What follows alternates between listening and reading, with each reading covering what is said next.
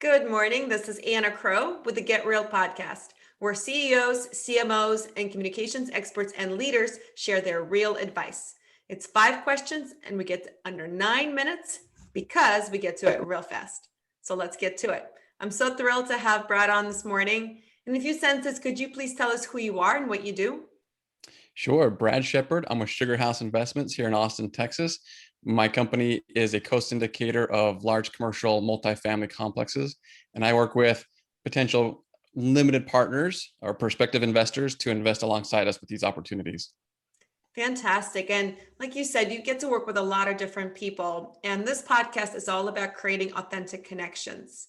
I hear from other leaders that creating authentic connections can be a little bit challenging when it's very noisy out there.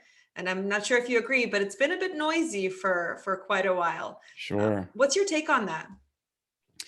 It's been interesting to see that progress within the last 4, 5, 6 years. It feels like people are becoming more willing to be real and authentic. You see a push for this on Twitter and LinkedIn, but yet it is a challenge. We still question, should I really be brave? Should I really be my true self in these conversations? And so it is challenging, and there is a lot of noise, and we still have this pressure to be a thing, a specific way. But I think more and more we're going towards this angle of we want to be real. We want to have authentic connections and conversations. The question of, within the first 2 questions, you meet somebody, and if in the first 2 questions you're asking, what do you do for a living? All right, that's an old school question. It's time to get, why do you do what you do? What excites you about it? And so there's a push towards that authenticity, and that gets me excited. I love that. And getting to the why is so important. I feel like that's a really valuable piece of feedback. Do you have any other real advice for other leaders? Is there anything else that you think is really important? Yeah, I think getting in, it can be disarming if in those first 1 or 2 questions you meet somebody and you ask a question like why, what's your industry, what's your business, what got you excited about that, why do you choose to do what you do? It can be disarming, but I think for me, when I'm on the receiving end of that, I get excited. I feel like, okay, I'm meeting somebody who wants a real conversation instead of the, hey, how are you, I'm good. So I just changing that, what do you do to those whys and those hows, what gets you excited, I think can be well received, and certainly is more and more accepted. Absolutely. And I think you raise a really good point there. Also asking the questions, right? Really, I'm trying to understand the person and have that genuine connection. I think the other old school way is just always talking. And here's what I do, and here's what we did, and here's et cetera. But really asking questions. And I do think people get like, oh, you want to get to know me? Okay, well, let me see how much I really want to share. But Absolutely. it is pretty cool when you do. And then you inch out onto that branch and see how far you're willing to go. And doesn't mean you might share your whole life story, but those conversations for me are much more enjoyable. Absolutely. Well, before we get to find out about how you got started, are there any other successful leaders, professionals that you'd like to shout out on this podcast or acknowledge? Yeah, absolutely. There are several that I get excited about, and I make sure I'm always listening to their stuff and reading their content. Michael Blanc is a really successful syndicator. Dan Hartman out of South Carolina, really successful individuals that I like. I model my business and my endeavors quite a bit after what they do. So those are certainly individuals.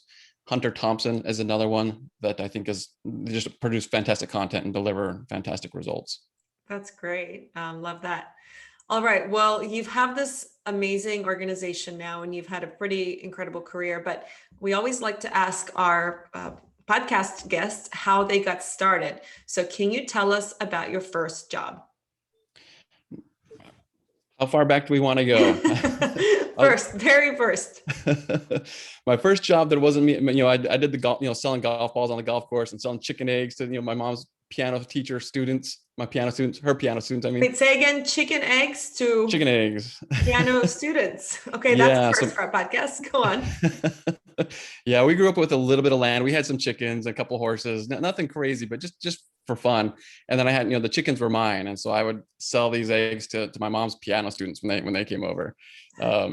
That was anyway. So I was always looking for, ways to hustle for $1. First job where somebody else was paying me was with a landscaping company when I was in high school.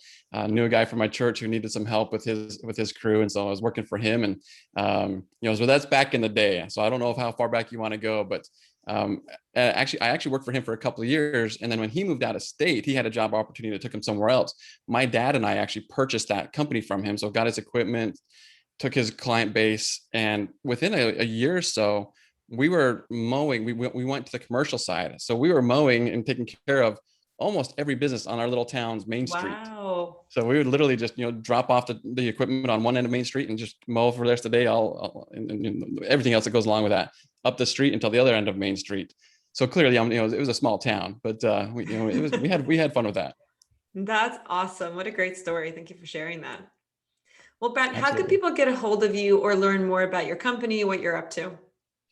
Absolutely. So the best place to get in touch is on our website, sugarhouseinvestments.com. I've recently discovered I like Twitter, so I've been hanging out there quite a bit, and I've really enjoyed the conversations there. I am at Brad Shep on Twitter, so that's where I might be most active right now, but people can always find us on sugarhouseinvestments.com. Fantastic. Well, I really appreciate you joining us this morning, and thanks everyone for tuning in. This is Anna Crowe. For more insights, visit us at crowepr.com. Thanks so much. Make it a great day.